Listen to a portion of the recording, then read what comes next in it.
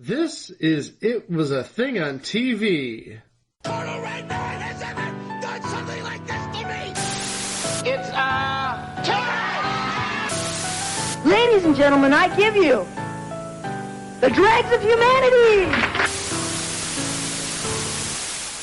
Episode 205, Submission 572, Musical Chairs. Musical Chairs aired on CBS from June 16th of 1975 to October 31st of 1975 for a total of 95 episodes. Pull up a chair and play along with our three musical chairs challengers. Carol Yeaman, a teacher at an after-day care school center. Steve Fleischman, a freelance cartoonist from New York City. Ronnie Grayson, a homemaker who's expecting her first child. And our returning champion, Jerry Yule, a homemaker from New Jersey who has already won $2,500 on the musical variety game show Musical Chairs with Derek Smith and the Musical Chairs Orchestra. And spotlighting our special guest for this week, showcasing today the 17-year-old award-winning actress, star of the soon-to-be-released film Sparkle Sensational, Irene Cara. And known to millions of daytime TV viewers as Joanne Tate Vincent, the versatile and charming Mary Stewart. And voted the #1 soul group in the world, the Atlantic Records star recording group, the extraordinary Spinners. And here's the host of Musical Chairs, our musical chairman, Adam Wade. Let's play a game of musical chairs and give ourselves a round of applause. Hey guys, game shows were all the rage back in 1975. I mean, they were all over the place. There were dozens on TV, dozens upon dozens, many of which didn't last all that long. You know, we had some favorites like, well, The Neighbors premiered late in 75, but we had like Diamond Head Game, we had Give and Take, and we had Spin-Off. You know, these aren't good games. We did have a few good games, you know, something called The Price is Right, and Match Game. Match Game 75, oddly enough. And Match Game PM at that point, actually. But in this year, we had a little musical game show. We did have Name That Tune at this point, but we had a daytime offering brought to you by two gentlemen, one Jerry Schnurr and the other somebody you may have heard of, Don Kirshner. He of Rock Concert, if I'm not mistaken. Yeah, Don Kirshner's Rock Concert, which aired on ABC in the 70s through 1981. And my introduction to Don Kirshner was Paul Schaefer's impression of him on SNL.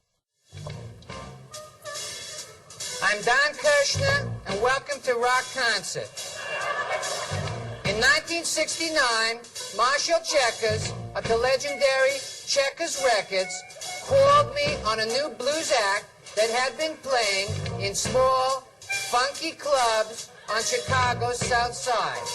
Today, with the help of Nessie Wexler, Jerry Erdogan, and the staff of Pacific Records, their manager, Maury Daniels, and with the support of fellow artists Curtis Salgado and the Cray Band, they are no longer an authentic blues act, but have managed to become a viable commercial product. So now, let's join Jolly X Jake and his silent brother Elwood, the Blues Brothers. So these two geniuses of the music business, they bring this game show, which actually had a very prime spot on the CBS lineup. It aired at 4 o'clock in the afternoon, 4 p.m., so you got the eyes of all the kids that are home. But even bigger reason that it was a prime spot, it aired after a little show called Match Game. You think that the show that airs after Match Game couldn't lose? Well, it's after Match Game, and in 1975, Match Game would just be hitting its stride. Oh, well, Match Game would be the biggest show on TV. But also, let's remember, if you've seen Match Game on reruns, Buzzer or GSN, what usually came on after Match Game was Tattletales. Yep. Right, Johnny? This is Johnny Olson speaking for Match Game 75, a Mark Goodson, Bill Tubman production. Stay tuned for Tattletales next over most of the CBS stations. So yeah, Tattletales succeeded for years following Match Game, and now we have this new show, and it didn't last long. Obviously, people were turning off their sets after Match Game, and a big question is why? I thought the game was fun, and I think Chico thought the game was fun. I thought the game was fun. I thought Adam Wade was smooth in his delivery, as cool as the other side of the pillow. But Greg thought otherwise. Here's basically how the game works. You have one champion, usually, against 3 challengers.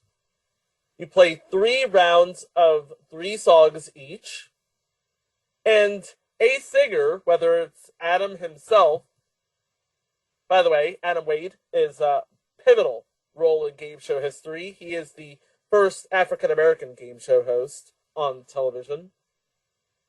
He walked so Steve Harvey could run, kids. Oh, that Nipsey Russell can run. Come on. I'm relating to the youths because I'm an old DC. And to be fair, your numbers up did not last that long. Oh, but we'll be talking about that in the very, very near future. Oh, and by the way, kids, if you don't know what your numbers up is, we actually have that in the intro of this show in case you ever wondered what the middle show was. Yeah. So, we have 3 rounds of 3 songs each. And a singer, either one of the guest performers or Adam himself, would sing a song, stop midway, and then sing 3 different lyrics in the next line of the song. Only one of which was correct. This was basically split second meets don't forget the lyrics. And occasionally, not all that often, but occasionally, they'd throw in a set of gag lyrics as the last set of answers. Maybe to make it a little easier, maybe to fool people. If they're saying, okay, I don't think it's A, I don't think it's B, and they put in C, and it absolutely makes no sense in the text of the song or in the course of the song, you're going to look a little foolish. And so that could be a little tricky. Yeah, just a little tricky, just a bit. Yeah. How the scoring was, well, first off, there were 4 contestants. And you had, since Chico said it was like split second, it really was, because when the players buzzed in, they'd lock in the order almost like split second. A little different than the original split second, because these actually showed the numbers, the order that people buzzed in, like the split second we had in the mid-'80s. So what would happen is, for the first question in round 1, the first 3 people to answer the question correctly, to lock in the right answer, they'd win $50. A second song was played, and that one was worth $75 for the first 3 people to buzz in correctly. And a third and final song in the round was played, and that paid off $100 to the first 3 players who locked in correctly. And the player with the lowest score after that round would be eliminated from further play, but they won everything they had earned up to at that point. But also, the way they were eliminated, I think this is a landmark type of exit at this point, because we did see this a little later in the future, about 12 years later. Mm-hmm. You'd have like how would you describe it? Like the automated chairs that sort of yanked you back and through the wall like remote control? Yeah. Yeah, I think that would be the best way of describing it. So the people weren't just like said, hey, congratulations, you won $125. Thank you for playing, and we'll be back with more musical chairs. No, they actually went through the back of the set. Their chair went in reverse by reversing through some paper. Almost like the paper you have, bulletin board paper in a classroom. Sort of like craft paper? Yeah, like bulletin board paper. Thin, but not terribly thin, yeah. And then a second round was played very similarly, but now, since there's 3 people left, only the first 2 to lock in keep the money or get the money. Again, $50, $75, $100, 3 questions, just like the first round. And again, low person on the totem pole, they leave by being reversed out on their chair and through the craft paper. And then guess what the third round was? Is a little different. Okay, just a little different? Okay. A little different. You had 3 songs that were played. And again, first person locked in got $100. The second person, the other person didn't get anything. But then there was a very interesting little rule. If the leader rang in first and answered correctly on the third question, the game ended. So if the person who has the lead rang in, gave the correct answer, the game is over. However, it was sort of like a sudden death situation where the person who's behind, as long as they kept getting hundreds of dollars, they could keep playing. So they could essentially catch up if they got, 3 or 4 or 5 questions in a row at the end. But the leader, if they got one question, starting with the third question right, as long as they had the lead, they'd win the game, which I think is a different little type of ending. It gave a sliver of a chance for somebody to catch up, a teensy tiny little sliver, but still some chance of winning is better than none. Yeah, I'd say so. Now, this was actually the second format because I have the first format written on Truth by Consensus Wikipedia, which says that all of the eliminations happened in the course of round 3. Okay, and I think on YouTube there's, I believe, 3 episodes, and I think all 3 use the second format. Okay. So that may be the reason why we have differing information about this show, which makes sense. But also, again, at the same time, we're talking about a show that ran 19 weeks and it had 2 format changes in its lifetime. No bueno. Nope.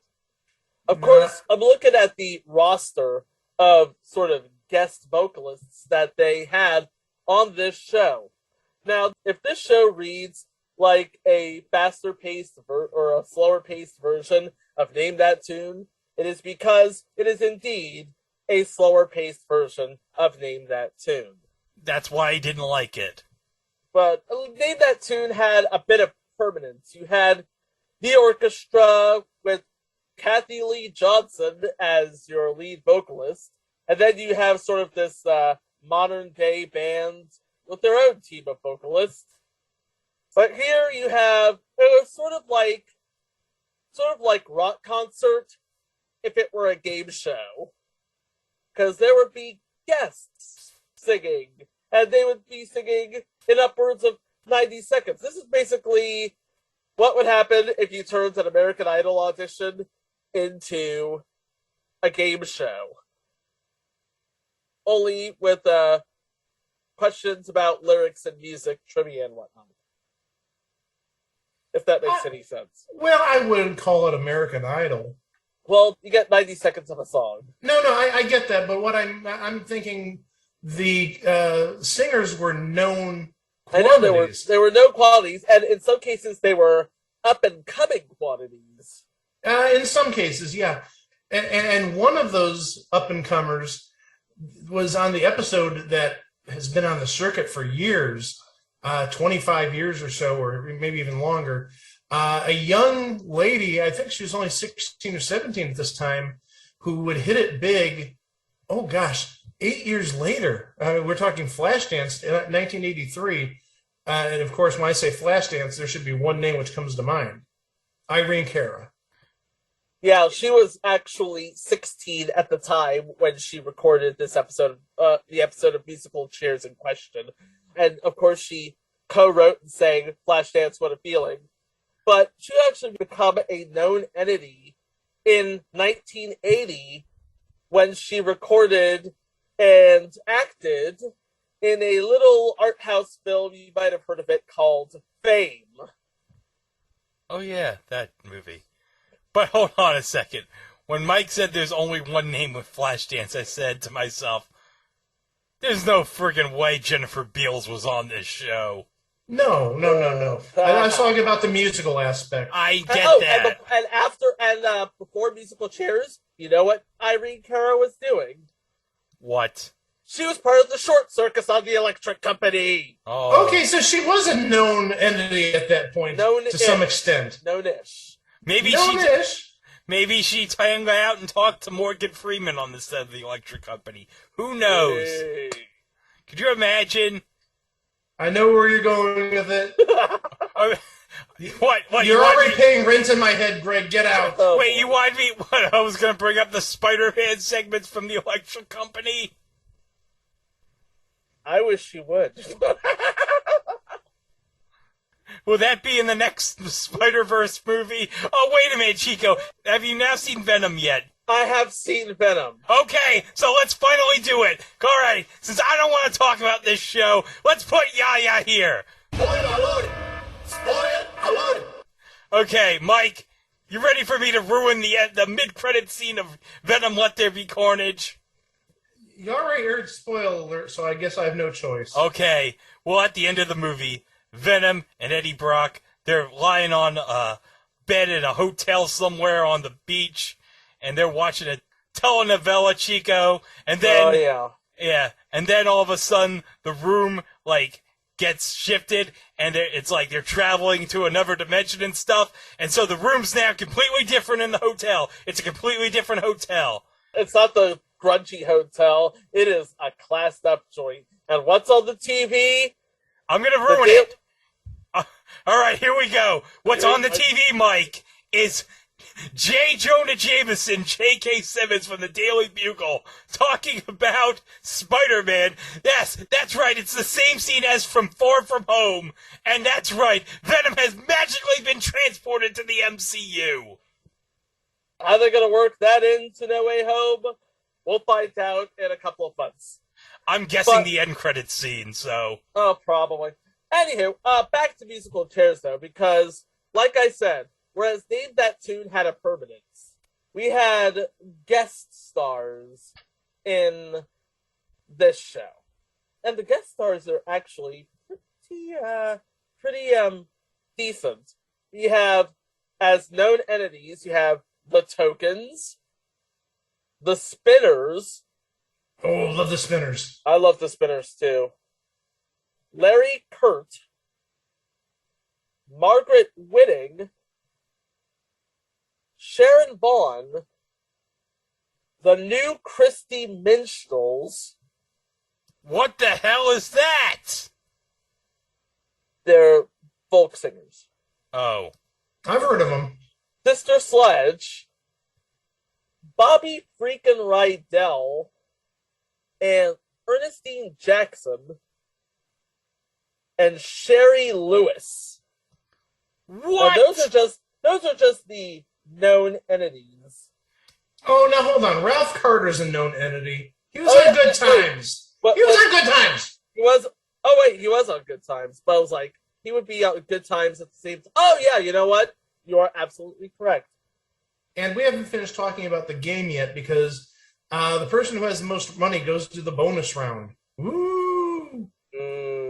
Originally, the bonus round was a contestant had to name a song that was sung with the singer humming through any part of the song that uses the song's title, not unlike what Name That Tune did when you hear Kathy Lee Johnson doing la la la la la. Yeah, I'm thinking about la la la la. Yeah, okay, we don't want to give away the song title, obviously.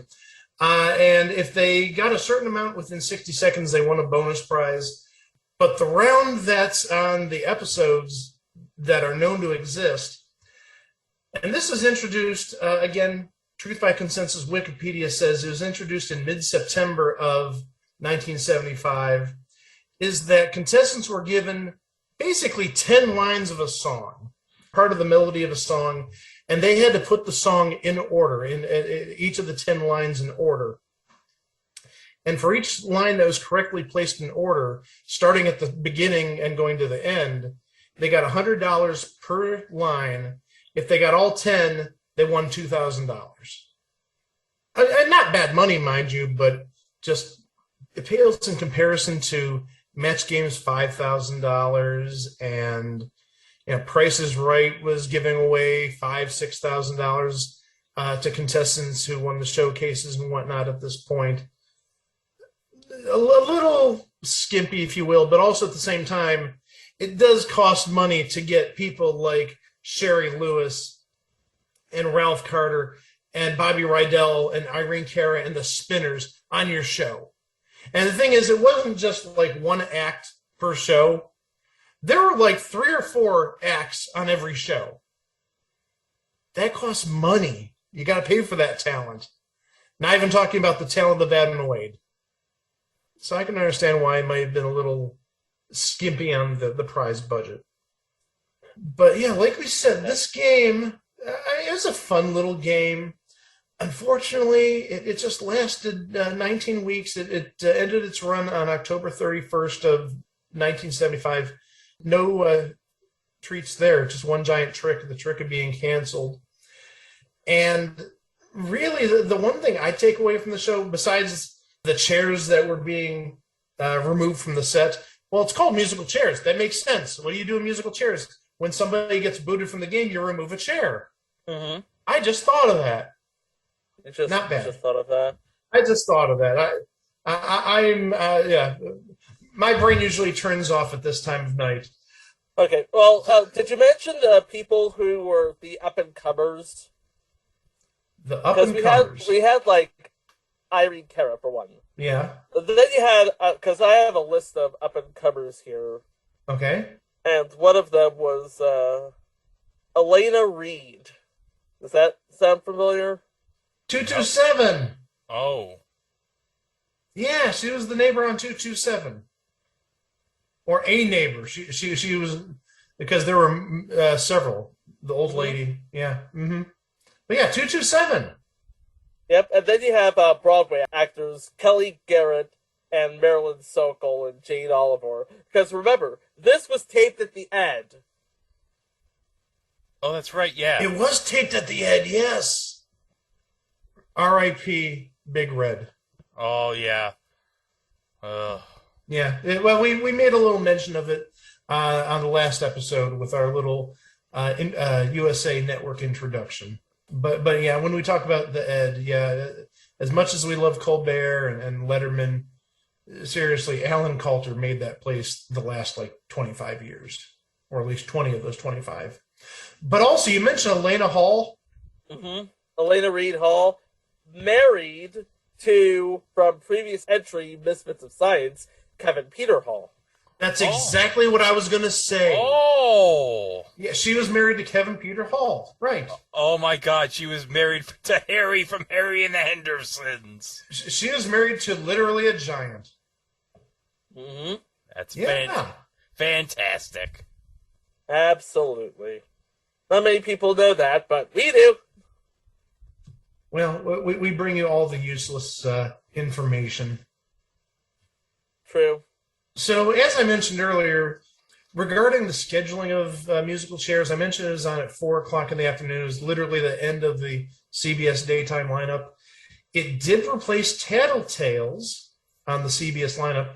Tattletales actually itself moved to 11 a.m., which is where Now You See It was. Oh, another former entry, Now You See It. And then once we got to Halloween of 75, oh my, Musical Chairs was replaced with a much worse show, Give and Take. Oh boy. Oh boy is right. Why don't you just move Tattletales back? Hey, Chico, guess what happened after Give and Take was canceled? Tattletales moved back to 4 p.m. I'm not kidding you. So Give and Take premiered on September 8th of 1975, and then just after Halloween, November 3rd, it moved from its original 10 a.m. time slot to 4 p.m., And it was gone by December 1st. Better than a kick in the pants, all I have to say. I think I'd rather have a kick in the pants. But hey, we're not here to talk about give and take. We're here to talk about musical chairs. And speaking of that, I think we're just about done with talking about musical chairs. It's not a big game in the history of TV. Maybe an important one in the fact that Adam Wade was the first African-American host. And he really set the bar for all the ones to follow. With Nipsey Russell became the next great African-American emcee. And really, I know there are a whole lot. Well, you mentioned Steve Harvey earlier. I did mention Steve Harvey. I was trying to find something in between Nipsey Russell and Steve Harvey. It was like the only thing I could... Michael Strahan, of course. Al Roker. Spencer Christian. Mm-hmm. Wait, Spencer Christian hosted a game show? He hosted the BET version of Triple Threat. Yeah, Triple Threat. Oh, okay. And actually, if we want to talk about another game from the late 80s that wasn't good, how about Randall Cunningham? Oh, yes. Randall Cunningham. Well, it was the Randall Cunningham Show on WCAU Channel 10 in Philadelphia. The Randall Cunningham Show, Sundays at noon, only on Channel 10. Oh, my. That's really your takeaway? And really, I think we'd be remiss if we didn't mention Leslie Jones. Of course. That's true. She of the supermarket sweep. Oh, yeah. So to say the least, even though this is maybe a blip in history, it's a darn important blip. Yeah, even though I didn't care for this show, it is a historical show.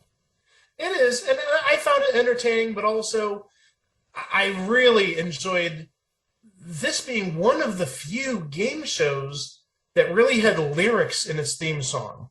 Both the opening theme and the closing theme. As we sing once again, let's make a day. Contestants on musical chairs have been selected in advance and advised of the rules of the game. Additional musicians for the spinners under the direction of Maurice King.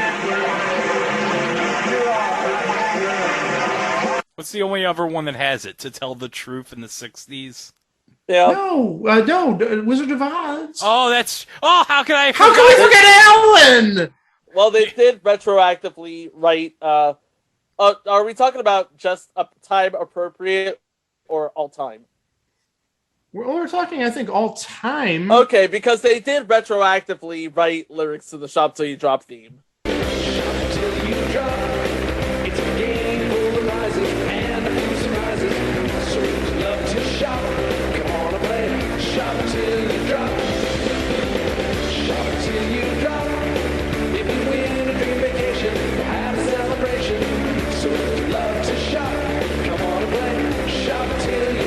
Oh, God. Don't remind me of that. Okay, well, I take that back. Let's keep it in the 70s. That wasn't the answer I wanted, and after hearing it, that's not... No.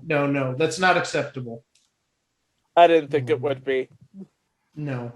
I just thought it was very entertaining. The theme song, all the singing. You can see they're having fun. And also, when you watch the show, especially when they show audience shots, you can tell this is being done at the Ed. Mm-hmm. Yeah. Oh, can you tell it's being done at the Ed? All right. Do we have to say about musical chairs to wrap this up? Musical chairs is a fun little game, I thought. I know your mileage may vary, but there's been a lot worse. I mean, again, we can bring up give and take. There's your lot worse right there. It was an innocent way to spend half an hour. Hey, I enjoyed the two shows that popped up on YouTube almost 4 years ago at this point. There's a lot worse ways you could spend half an hour watching TV. Yeah, watching Temptation. Oh, God. Never mind that. Okay. You know what? I think it's time to class up this joint after you guys have had way too much fun here. It's time for another installment of It Was a Thing, Haiku Corner. Oh, that's terrific. Here we go. Oh, listen to that music. Oh, so soothing. All right, Chico, let's hear what you have to say this week. Adam Wade singing. CBS quizzes the song. Irene Cara? Yes. Okay. I guess. Oh, wait, that's on NBC, I guess. Well, I guess you listeners can go to our website. It was a thingontv.com, and we have over 250 uploads there. We have mini-sodes and live shows, and obviously over 200 regular episodes. Plenty to listen to. And don't forget about our socials. Don't forget about Twitter and Instagram and maybe Facebook. Yeah. Long story short, we need a human. We do. And yeah, for some reason, the Zuck took down our page, and I'm fighting for it right now because they didn't tell us why they took us down. They just took us down. They shot first, and they're going to ask questions later. So, but we still have presences on Twitter, and we still have presences on Instagram. Yep. And of course, don't forget, we're also on YouTube. Where, That's right. Yeah, we have like almost everything uploaded there. And remember, if you want to stay up to date with all our YouTube happenings, don't forget to click subscribe and ring that bell. One ringy ding. To stay current with our most recent uploads. But next, coming up on our next episode, we've bandied about this for some time. This may be one of the topics we've been waiting a long time to cover because we enjoy this so much. The insanity, the madness. So much of a mind fart. And it was just so viral. I mean, it wasn't just something that was on TV. It was viral. And we've made allusions to it in the past, so it shouldn't be all that hard to guess what we're going to talk about. But, I might have to kick one of you guys out of here because we might have too many cooks spoiling the broth. Boy, I wonder what we're talking about. Just make sure that we don't have any serial killers running around here. No. Or people named Will Dove. Oh. Or, yeah. No creeps named Will Dove. No. Oh, no, Will Dove. I'll have plenty to say about Will Dove. Oh, we'll have plenty of things to say about this coming up later on this week on It Was a Thing on TV. Thank you very much for listening. And we'll see you next time. Wow! This is Johnny Olson speaking for Match Game 75, a Mark Goodson, Bill Trotman production. Stay tuned for musical chairs next over most of the CBS stations.